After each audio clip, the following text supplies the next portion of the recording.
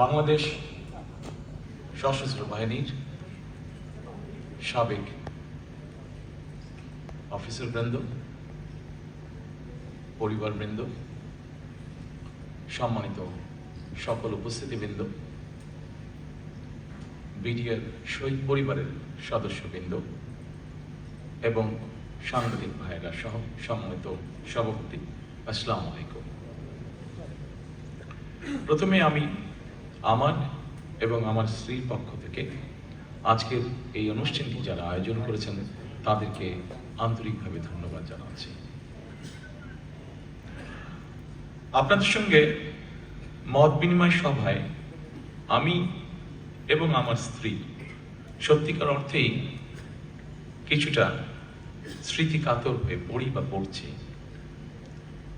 বরাবরই সেনাবাহিনী বা সশস্ত্র বাহিনীকে আমার কাছে আমার একটি বৃহত্তর পরিবার বলেই মনে হয় বা আমরা মনে করি। এর কারণ হয়তো সেনাবাসী আমার এবং আমার পরিবারের বেড়ে ওঠা। আমার অনেক ছোটবেলায় বাবাকে হারিয়েছি আমরা, তবে বড় হয়ে দেখেছি সেনাবাহিনীর প্রতি আমার মা মরহুম খালেদা জিয়াও এক ধরনের নির্ভরতা ছিল, তার সম্মান ছিল।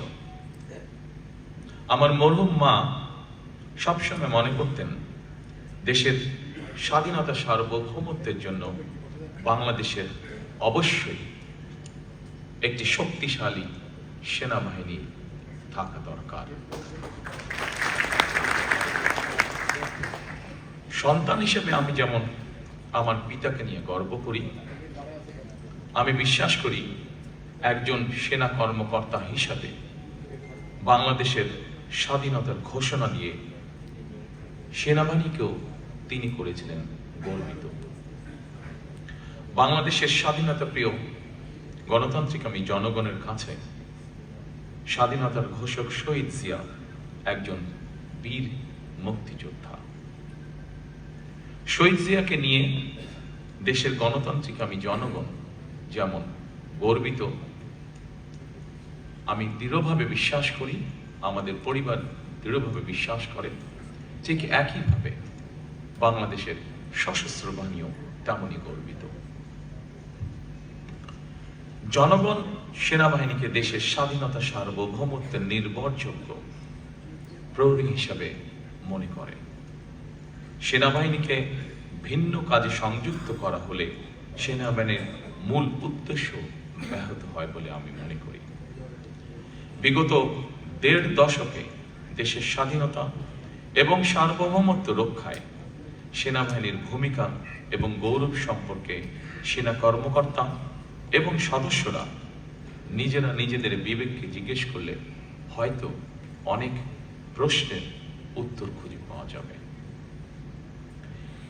দেশ ফ্যাসিবাদ আর তাবেদারের অপশক্তির কবলে পড়ার পর শুধু গণতন্ত্র এবং মানুষের স্বাধীনতায় ভুলুণ্ঠিত হয়নি, বরং একই সাথে দেশের স্বাধীনতা সার্বভৌমত্ব হুমকির মুখে পড়েছিল। এমনকি ২০০৯ সালের ফেব্রুয়ারি মাসে বিডিআর পিলখানায় পরিকল্পিত সেনা হত্যাযজ্ঞের পরও এমন নির্মম হত্যাযজ্ঞের দিনটি খোদ সেনাবাহিনীও যথাযথ গুরুত্বের সঙ্গে পালন করতে পারেনি অথবা পালন করতে দেওয়া হয়নি তাদেরকে। সেনাবাহিনীর হারানো গৌরব ফিরিয়ে দেওয়া হবে। উপস্থিত সম্মানিত উপস্থিতিবৃন্দ, সেনাবাহিনীর হারানো গৌরব ফিরিয়ে দেওয়া হবে আমি এ ধরনের কথা বলতে চাই না, বরং গৌরব ফিরিয়ে দেওয়া চলে গৌরব অর্জনের বিষয়, ধারণ করার বিষয়। সেনাবাহিনীর গৌরব সেনাবাহিনীকে রক্ষা করতে হবে। সেনাবাহিনীর নিজেদের সম্মান এবং মর্যাদা সম্পর্কে নিজেদেরকে সতর্ক এবং সচেতন থাকতে হবে। সম্মানিত উপস্থিতিবৃন্দ, আমার কথাটা হয়তো একটি ছন্দপতন কিন্তু আমি বিষয়টি যেভাবে বিশ্বাস করি, যেভাবে দেখি, আমি আপনাদের সামনে সেভাবে উপস্থাপনের চেষ্টা করেছি। তবে একটি রাজনৈতিক দল হিসাবে, একটি রাজনৈতিক দলের সদস্য হিসাবে আমি এতটুকু বলতে পারি, জনগণের রায় বাংলাদেশ জাতীয়তাবাদী দল সরকার গঠনে সক্ষম হলে সেনাবাহিনীকে অবশ্যই কোনোভাবেই রাজনৈতিক স্বার্থে ব্যবহার করতে দেওয়া হবে না।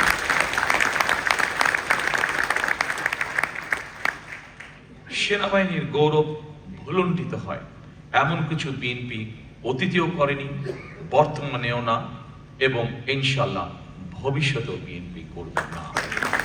কারণ বিএনপি সবসময় বাংলাদেশের পক্ষের দল।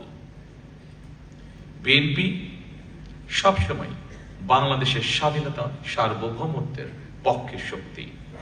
রাজনৈতিক দল হিসেবে বিএনপি রাজনীতির মাঠে শক্তিশালী থাকলে বাংলাদেশের স্বাধীনতা, সার্বভৌমত্ব শক্তিশালী থাকে। সেনাবাহিনীর গৌরব এবং মর্যাদাও ইনশাল্লাহ অক্ষুণ্ণ থাকে। সেনাবাহিনী অবশ্যই রাজনীতি সম্পর্কে সচেতন থাকবে, তবে রাজনীতিতে বিলীন হয়ে যাওয়া অবশ্যই উচিত হবে না। রাজনীতির চাদরে যাতে পেশাদারিত্ব আচ্ছাদিত না হয়ে যায়, এ ব্যাপারে সেনাবাহিনীর প্রতিটি কর্মকর্তা এবং সদস্যকে অবশ্যই অত্যন্ত সচেতন থাকা জরুরি। সম্মানিত সকল উপস্থিতিবৃন্দ, সিনিয়র অফিসারবৃন্দ, 2009 সালে বিডিআর পিলখানায় সেনা হত্যাযজ্ঞের পর পতিত, পরাজিত, পলাতক, বিতাড়িত ফ্যাসিস্ট অপশক্তি বাংলাদেশের মুক্তিযুদ্ধের স্মৃতি বিজড়িত বিডিআর এর নাম পরিবর্তন করে দিয়েছিল। এমনকি তাদের ইউনিফর্ম পর্যন্ত পরিবর্তন করে ফেলা হয়েছে। আমি আপনাদের সামনে আমার একটি ব্যক্তিগত অনুভূতি শেয়ার করতে চাই। জনগণের রায় বিএনপি রাষ্ট্র পরিচালনার দায়িত্ব পেলে মুক্তিযুদ্ধের স্মৃতি বিজড়িত বিডিআর এর নাম পুনর্বহাল করতে চাই।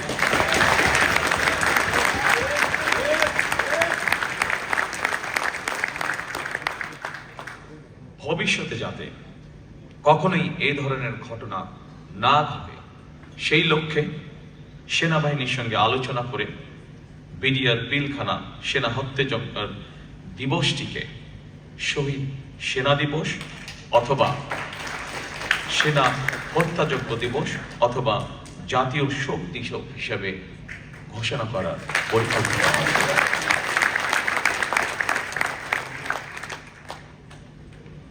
সম্মানিত সকল উপস্থিতিবৃন্দ, আপনারা যারা সেনাবাহিনীর সাবেক কর্মকর্তা, আপনাদের সঙ্গে মতবিনিময় সভা করার আগেই সাবেক কয়েকজন সিনিয়র কর্মকর্তা এবং সদস্যদের কল্যাণে বেশ কয়েকটি সুপারিশ উপস্থাপন করেছেন।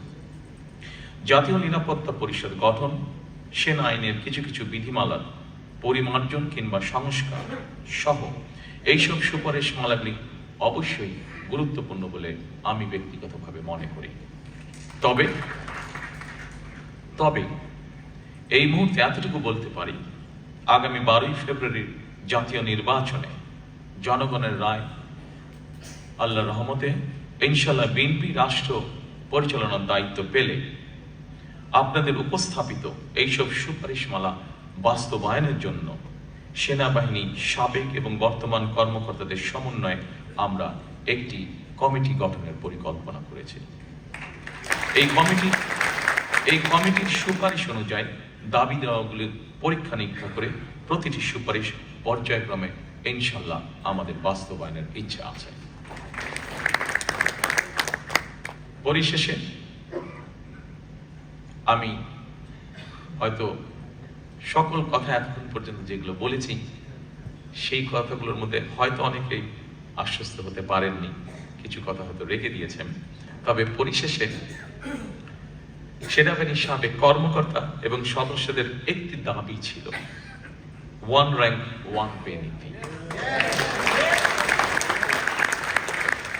আমি আপনাদেরকে অত্যন্ত আনন্দের সঙ্গে জানাতে চাই যে ইতিমধ্যেই আমরা আমাদের দলীয় ম্যানিফেস্টোতে 1 র্যাঙ্ক 1 পে অন্তর্ভুক্ত করে নিয়েছি এবং এটি আমরা বাস্তবায়নের ঘোষণা এরই মধ্যে জাতির সামনে উপস্থাপন করেছি। ইনশাআল্লাহ বিএনপি সরকার গঠন করলে পরে 12 তারিখের নির্বাচনে এটি আমরা যত দ্রুততার সঙ্গে সম্ভব বাস্তবায়ন করবো আমরা ইনশাআল্লাহ। পরিশেষে সকল উপস্থিতিবৃন্দ, আপনাদেরকে আন্তরিক ধন্যবাদ আবারও জানাতে এসেছি আমাকে এবং আমার স্ত্রীকে আজকে এই সুন্দর অনুষ্ঠানে আমন্ত্রণ জানানোর জন্য। সকলে ভালো থাকবেন ইনশাআল্লাহ, সকলে সুস্থ থাকবেন ইনশাআল্লাহ। আসুন আমরা চেষ্টা করি আমাদের প্রত্যাশিত একটি সুন্দর নিরাপদ বাংলাদেশ যাতে আমরা গড়ে তুলতে পারি। ধন্যবাদ সকলকে। আসসালামু আলাইকুম। ধন্যবাদ প্রিয় চেয়ারম্যান, আপনার গুরুত্বপূর্ণ বক্তব্য আমাদের অনুপ্রেরণার বাতিঘর হয়ে থাকবে। এর মাধ্যমে আমাদের অনুষ্ঠানের প্রথম পর্ব শেষ হলো।